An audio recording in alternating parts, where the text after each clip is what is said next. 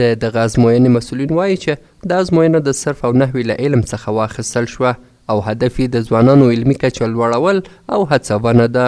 دوی زیاتوي چې د دې امتحان لپاره به 10 غوره زده کوونکو ته جایزې هم ورکول کیږي.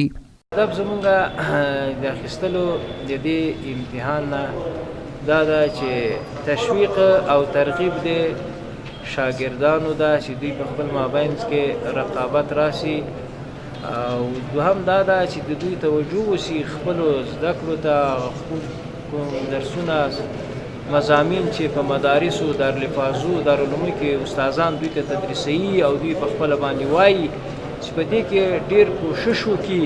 د علم صرف او د علم نحوي په باره کې د شاګردانو دپاره سیالي په نظر کې نیول سوې وه، مخکې نوملیکنه سوې او نن لله الحمد په ولایت غزني کې هم دغه سیالي پیل شوه.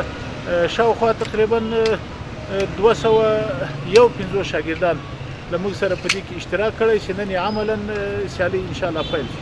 په همدې حال کې د دغه ازموینې ګډونوال د یادې ازموینې له شفافیت او ترسره کولو څخه خوښ دي او له پوهنې وزارت څخه غواړي چې دا ډول ازموینې نورې هم ډیرې کړي.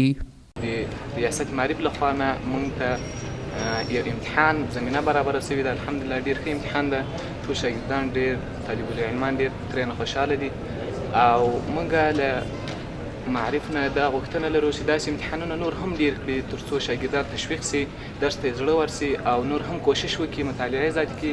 فاز ولایت غزنی بسیار برنامه خوب است و سوالان بسیار خوب هست، برنامه بسیار خوب است. دا په داسې حال کې ده چې دا هڅونکې ازموینه په 3 نورو ولایتونو کې هم د دې وزارت لخوا اخیستل شوي دي.